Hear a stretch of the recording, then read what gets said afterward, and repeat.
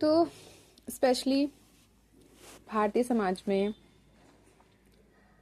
महिलाओं के जैसे जीवन की स्थिति चलती है ना, तो उनके जीवनचर्या में बहुत संभावनाएं हैं कि उनकी सामाजिक स्थिति, पारिवारिक स्थिति को देखते हुए बहुत सारी महिलाएं, बहुत सारी औरतें ऐसी होती हैं जो परिवार के लिए, पेरेंट्स के लिए, समाज के लिए शादी जो है उनकी जल्दी कम उम्र में हो जाती है ना। उसके लिए जो है अपनी पढ़ाई को छोड़ देती हैं या छोड़ने पे मजबूर हो जाती हैं, बहुत सारी बातें हैं, ठीक है। तो अपनी पढ़ाई को जो है साइड कर देती हैं बिकॉज उनके माँ बाप चाहते हैं कि उनकी लड़कियों की शादी हो जाए। तो वो लड़कियां जो हैं अपने पेरेंट्स के लिए, यही कहूँगी पेरेंट्स के लिए आइडियलिस्टिक थोड़ा सा बनना पड़ेगा, तो अपने पेरेंट्स के लिए जो हैं शादी कर लेती हैं पढ़ाई को साइड में करते हुए। अब मैं ये बिल्कुल नहीं कहूँगी कि हर महिला ऐसा ही करती है, पारिवारिक स्थिति को समझते हुए। आइडियलिस्टिक अप्रोच है, हर महिला ही कह सकती है कि हमने अपने परिवार के लिए, कि मम्मी पापा ने कहा, हम मना नहीं कर पाए तो हमने कर ली। आइडियलिस्टिक, ये तो आइडियलिस्टिक अप्रोच है। बट रियलिस्टिक अप्रोच में जाएंगे तो बहुत सारी स्थिति ऐसी भी हो सकती हैं, बिल्कुल हो सकती हैं, जहाँ पे महिलाएं जो हैं इन भावनापूर्ण शब्दों का यूज़ करती हैं, है ना, यूज़ करती हैं ताकि उनकी जो कमियां हैं, उनकी जो इच्छाएं हैं, उनकी जो डिज़ायर्स हैं वो ना दिखें। तो आइडियलिस्टिक अप्रोच के पीछे, आइडियलिस्टिक अप्रोच के पर्दे के पीछे छुप के ये बात सच्ची वाली जो है ये नहीं कही जाएंगी। तो आइडियलिस्टिक अप्रोच पे ये वाली बातें जो हैं छुप जाती हैं, ठीक है। बट बात ये है कि बहुत सारी महिलाएं ऐसी होती हैं बहुत सारी महिलाएं ऐसी होती हैं जिनकी सच में स्थिति ऐसी होती है कि वो अपने परिवार वालों के दबाव में आकर के जो है शादी कर लेती हैं और अपनी पढ़ाई को उनको जो है साइड करना पड़ता है, ठीक है। उसके बाद उसी स्थिति में रहते हुए बहुत टाइम बाद जब उन लोगों को लगता है कि अब वो स्टेबल हैं, बच्चे भी हो जाते हैं और बच्चे इस तरह हो गए हैं कि अब वो खुद को संभाल सकते हैं, वो अपनी पढ़ाई को कंटिन्यू करना चाहती हैं, ठीक है। वो अपनी पढ़ाई को कंटिन्यू करना चाहती हैं, पर फिर भी उनको बहुत प्रॉब्लम आती है। बहुत प्रॉब्लम इस रूप में कि घर वाले क्या कहेंगे, बच्चे क्या कहेंगे, है ना, सोसाइटी क्या कहेगी, चार लोग क्या कहेंगे, सारी चीज़ें।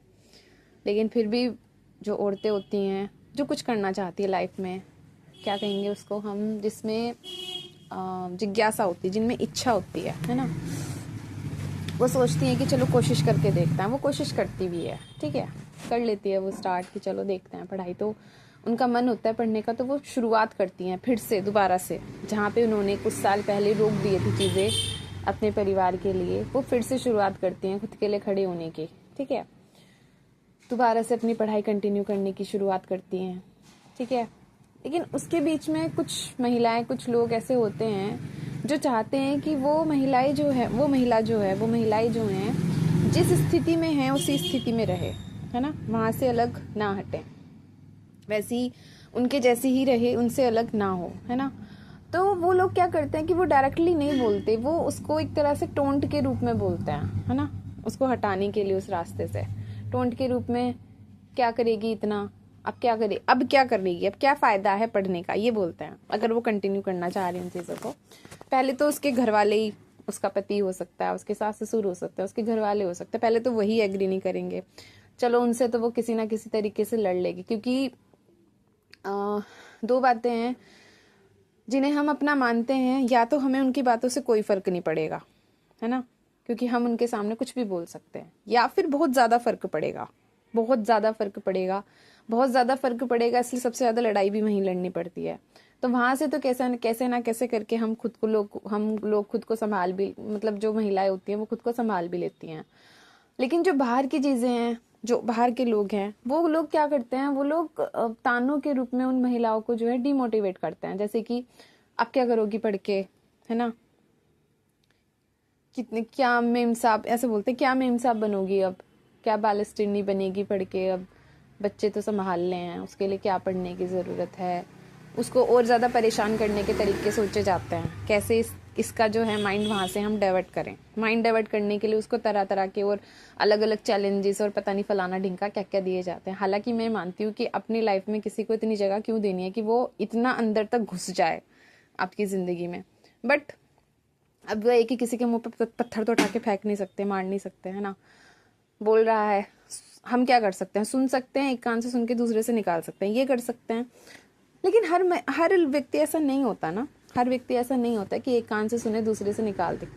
किसी ना किसी बात का इफेक्ट कर ही जाता है हमें, है ना, हम प्रभावित हो ही जाते हैं, है ना। तो वो वाली चीज़ है। अब इन सारी चीज़ों से महिलाओं को खुद को कितना फेस करना पड़ता होगा, है ना, बहुत ज़्यादा फेस करना पड़ता होगा, क्योंकि कोई ना कोई ऐसी ना ऐसी बात कोई बोल ही देता है जो एक हम कहें कि शायद वो एकदम से ट्रिगर कर जाती है ना। कोई भी बात हो सकती है, ट्रिगर कर जाती है। जैसे कि ये वाली बात कि अब क्या करोगी, बच्चे और बच्चे ही तो संभालने हैं, बच्चे ही तो पढ़ाने हैं, है ना। ये वाली बात ज़्यादा ट्रिगर कर जाती होगी महिलाओं को। फिर वो भी सोचती होगी कि हाँ यार क्या ही कर लेंगे, क्या ही करना है आप पढ़ के। तो एक बार को तो वो भी सोचती होगी कि कहीं मैं टाइम वेस्ट तो नहीं कर रही अपना, है ना, कहीं मैं पैसा फालतू में तो नहीं लगा रही। लेकिन फिर भी कुछ ना कुछ चीज़, कोई ना कोई तरीका। फिर जो समाज में ही, समाज के बीच में ही रहते हुए कुछ लोग ऐसे होते हैं जो उन चीज़ों की महत्वता को समझते हैं, इम्पोर्टेंस को समझते हैं। ये समझते हैं कि सिर्फ शादी, सिर्फ बच्चे, सिर्फ घर संभालना काफ़ी नहीं है, उससे अलग भी हर एक इंसान की ज़िंदगी है, चाहे आदमी हो चाहे औरत, दोनों की, ठीक है।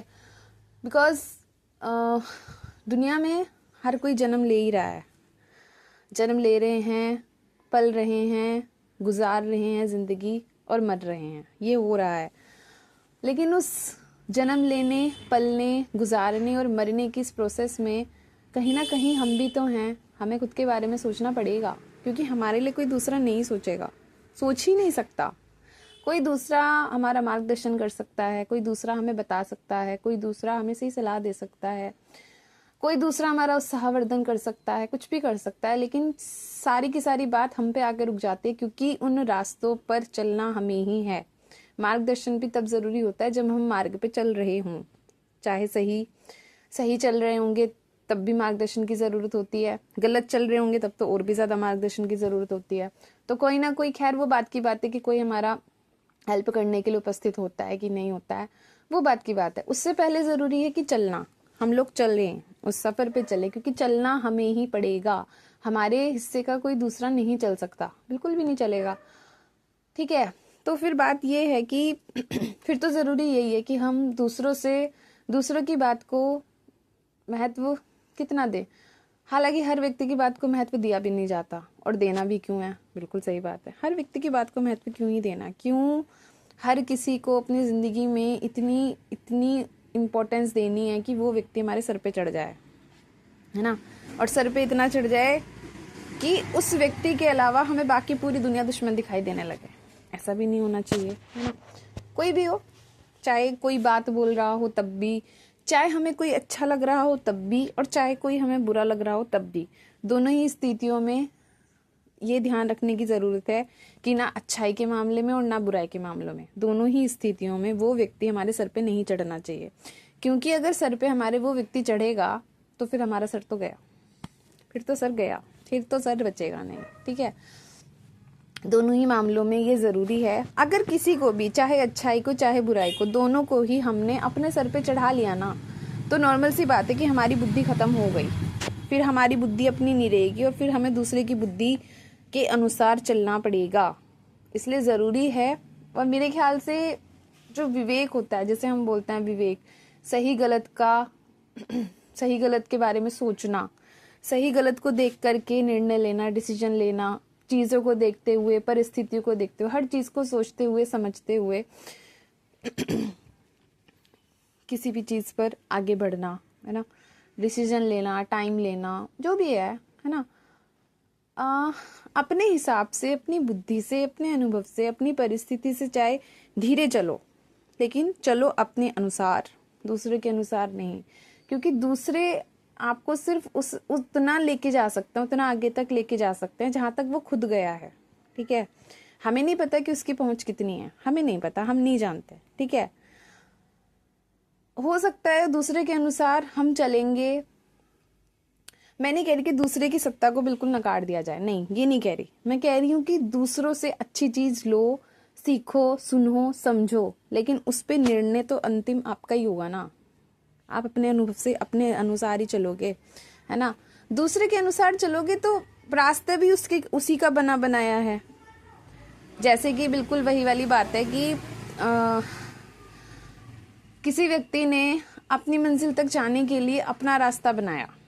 किसी व्यक्ति ने अपनी मंजिल तक जाने के लिए अपना रास्ता बनाया, उसने मेहनत की। आपने क्या किया?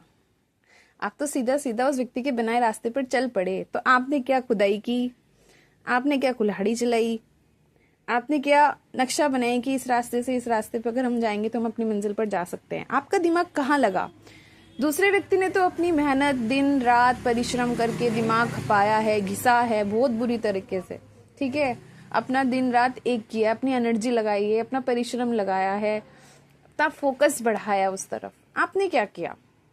आपने कुछ नहीं किया। आप सिर्फ उस रास्ते पर सीधे सीधे सीधे सीधे चल रहे हो। जैसा कोई व्यक्ति कह रहा है कि हाँ ऐसे ऐसे चलो, तो जहां मैं पहुंचा हूं वहां आप भी वहां पहुंच जाओगे। आपका दिमाग कहाँ है? आपके शब्द कहाँ हैं? आपकी परिश्रम कहाँ है? आपकी मेहनत कहाँ है? वो व्यक्ति जहां पहुंच चुका है, उसने अपनी मेहनत कर ली, वो पहुंच गया। आपने क्या किया? तो जिंदगी हर एक व्यक्ति को ये मौका देती है, अवसर हर किसी के पास होता है कि वो अपने स्वयं की बुद्धि से, विचार से, अपने एम्स को, टारगेट्स को, या जिस भी चीज को, जो भी आपको लाइफ में चाहिए, उसको फॉलो करते हुए वो आगे बढ़े। दूसरे सिर्फ आपका मार्गदर्शन कर सकते हैं, आपके लिए चल नहीं सकते। चलना तो आपको ही पड़ेगा। हाँ, बेहतर है कि रुके रहने से अच्छा है आप लोग धीरे धीरे चलो।